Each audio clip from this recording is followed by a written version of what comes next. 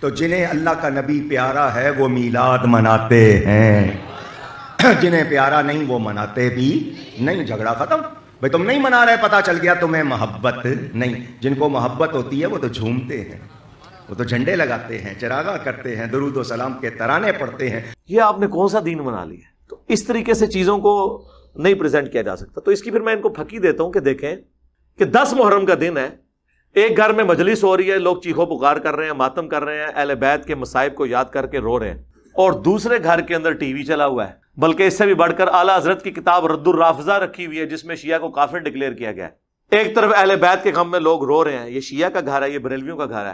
اب بتاؤ کہ عاشق اہل بیت کون ہے؟ تو کہیں گے نہیں، عشق اہل بیت کا یہ تقاضا نہیں ہے کہ اس طرح کی بدعت کی جائے۔ تو سر عشق رسول کا بھی یہ تقاضا نہیں کہ اس طرح کی بدعت کی جائے۔ پھکی کے بغیر، اینٹی وینم الزامی جواب کے بغیر بات سمجھ نہیں آتی۔ خود تو آپ بھی یہ سب کچھ کر رہے ہیں۔ اہل بیت کی محبت بھی ہمارے ایمان کا حصہ ہے۔ صحیح مسلم کی حدیث، علی سے محبت نہیں رکھے گا مگر مؤمن، علی سے بغض نہیں رکھے گا مگر منافق۔ المستدرک للحاکم میں 2 حدیثیں ہیں۔ اگر کوئی شخص پوری زندگی مقام ابراہیم اور حجر اسود کے درمیان کعبے کے سامنے نمازیں پڑھتا رہے اور روزانہ روزہ بھی رکھتا رہے، لیکن اس حال میں اللہ کو ملے قیامت کے دن کہ اس کے دل میں ہم اہل بیت کا بغض ہوا، تو اللہ اسے ضرور دوزخ میں داخل کرے گا۔ اللہم لا تجعلنا منہم، اللہم اجرنا من النار۔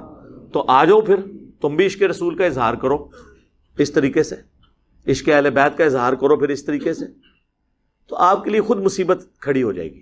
اور نہیں جی یہ جو کچھ ہم کہہ رہے ہیں منع تو کہیں نہیں نا سر، منع تو بہت کچھ نہیں ہے۔ جب یہ کہہ دیا کہ جو صحیح مسلم کی حدیث کہ بدترین کام وہ ہیں جو دین میں نئی داخل کر دیے جائیں اور وہ بدعتیں ہیں اور بدعتیں گمراہیاں ہیں، تو منع تو ہو گیا۔ پھر بھی اگر آپ کو سمجھنا ہے تو ہم آپ کو پھر ایک مثال دیتے ہیں کہ عید کی اذان کہاں پر منع کی گئی ہے۔ وہ کہتے ہیں نہیں، بخاری مسلم میں حدیث ہے کہ نبی علیہ السلام عید کی اذان نہیں دیتے تھے۔ تو اس سے کیا فرق پڑتا ہے؟ منع تو نہیں نہ کی، اذان کوئی برا کام ہے۔ بخاری مسلم میں حدیث ہے اذان کی آواز سے شیطان جو ہے بھاگ جاتا ہے اور اس کی ہوا خارج ہو جاتی ہے۔ اور جن لوگوں نے صرف عید کی نماز پڑھنی ہوتی ہے تو عید کے دن تو اذان لازمی ہونی چاہیے، بلکہ 2 ہونی چاہیے۔ کہیں گے نہیں نبی علیہ السلام نے نہیں کیا، تو پھر ہم وہی سوال کریں گے کیا گناہ کا کام ہے؟ کہیں گے نہیں ہے تو ثواب کا کام ہے، لیکن نبی علیہ السلام نے تعلیم نہیں فرمایا۔ تو سر بس یہی ہمارا جواب آپ کے میلاد کی ایکٹیویٹیز کے بارے میں ہے۔ آپ نے میلاد منانا ہے، صحیح مسلم 2750 فیہ ولدت وفیہ انزل علیہ، اس دن میں پیدا ہوا اور اسی دن مجھ پر پہلی دفعہ وحی نازل ہوئی۔